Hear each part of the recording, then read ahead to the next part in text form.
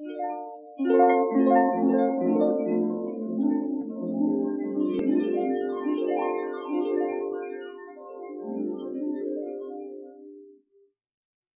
petits amis, voici un disque 33 tours longue durée, tiré d'un film de Walt Disney.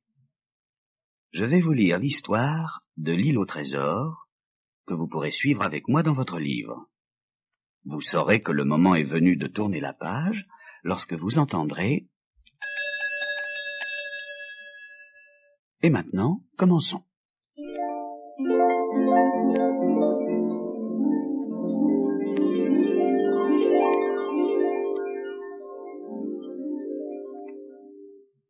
La grande aventure de Jim Hawkins a commencé à l'auberge de l'amiral Benbow, en Angleterre. C'est là qu'un jour, un homme qui allait mourir donna à Jim la carte d'un trésor caché. Jim s'empressa de montrer cette carte à ses bons amis, le docteur Livesey et Sir Trelawney.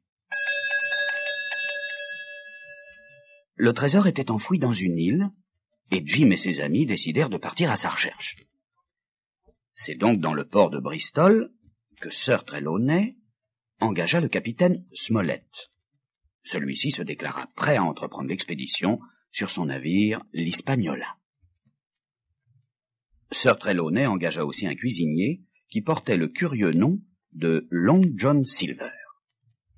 Aussitôt engagé, Long John Silver fit en sorte que plusieurs de ses amis fassent également partie de l'équipage.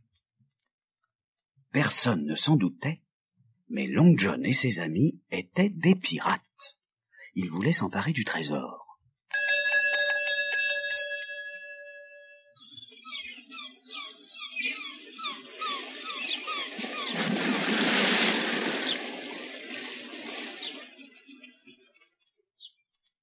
L'Hispaniola quitta donc le port de Bristol, et pendant plusieurs jours tout alla pour le mieux.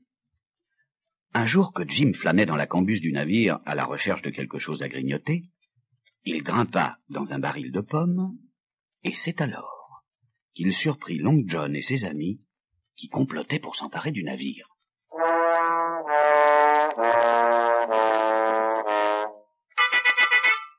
En prenant bien soin de se cacher des pirates, Jim se précipita chez Sir Trelawney, le docteur Livesey et le capitaine Smollett pour leur raconter ce qu'il avait entendu.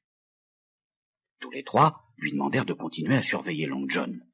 Ceci était d'autant plus facile que Long John s'était pris d'une certaine amitié pour Jim, et de les prévenir quand les pirates seraient prêts à frapper. Peu après d'ailleurs, l'île au trésor était en vue.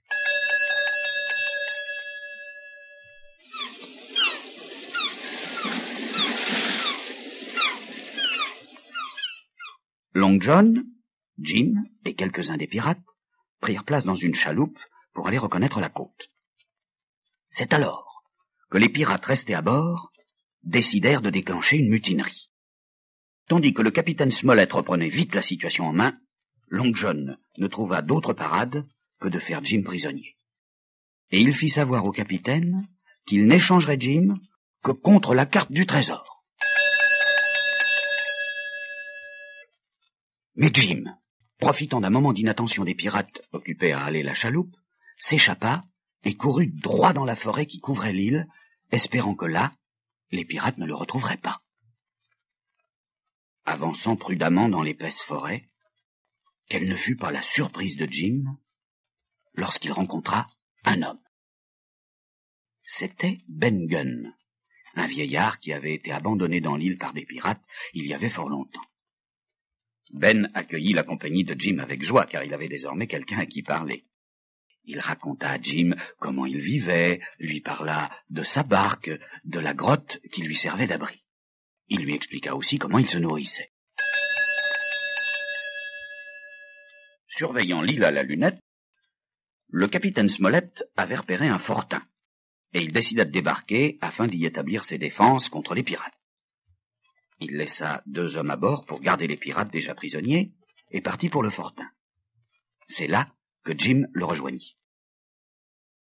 Pendant ce temps, sur le bateau, les pirates s'étaient révoltés et avaient maîtrisé les gardes.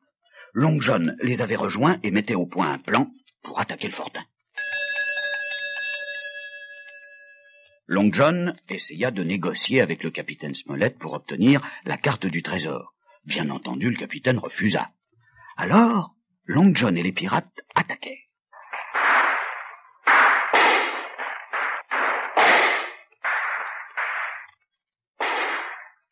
Le combat fut vif et meurtrier. Jim avait fort à faire pour recharger les mousquets. Et bientôt, les pirates battirent en retraite. Dans le fortin, le capitaine Smollett craignait que le canon de l'Hispaniola soit retourné contre ses hommes. Jim eut alors une idée. S'il parvenait à trancher les amarres du navire, celui-ci s'échouerait sur la plage, et son canon ne servirait plus à rien. À la nuit tombée, Jim prit la barque de Ben et gagna le bateau.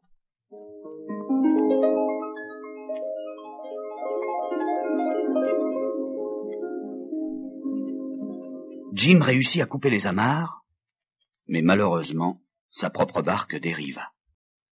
Il ne restait plus à Jim qu'à monter sur le bateau s'il ne voulait pas périr noyé. Hélas, il fut bientôt repéré par la vigie et dut se réfugier dans la mâture. Dans la poursuite qui s'ensuivit, Jim fut sérieusement blessé par le poignard que lui lança le garde. Mais il réussit cependant à le tuer en tirant avec son pistolet et put ainsi regagner le pont.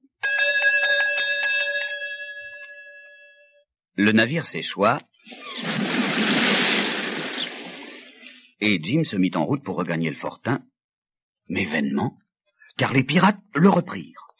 Long John, qui malgré tout aimait beaucoup Jim, s'inquiéta de sa blessure et, brandissant un drapeau blanc, s'avança vers le fortin pour chercher le docteur Livesey.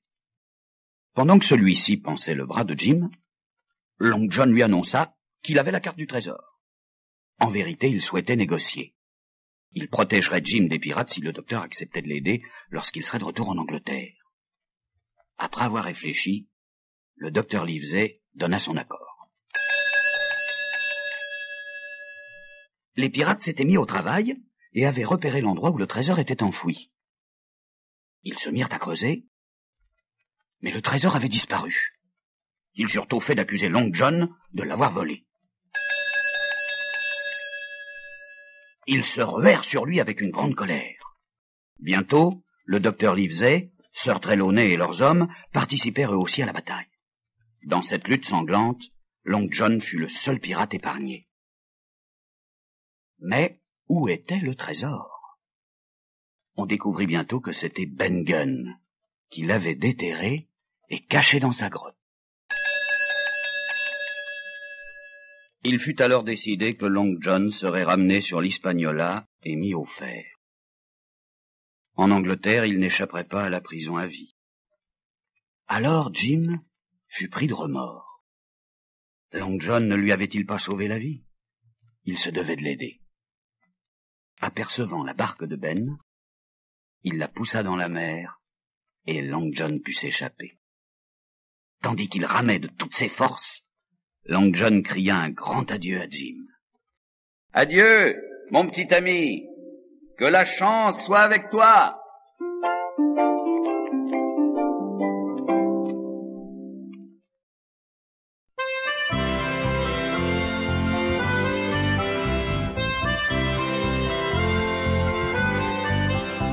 Jim Hawkins n'avait pas 13 ans. Non, pas 13 ans. Quand il partit sur l'océan. Sur l'océan. Il était haut comme 3 pommes, mais plus valeureux que 3 hommes. Mon petit gars, prends garde à toi. Sois courageux, tu connaîtras. Ni le tempête, ni le naufrage, avant d'atteindre ton rivage.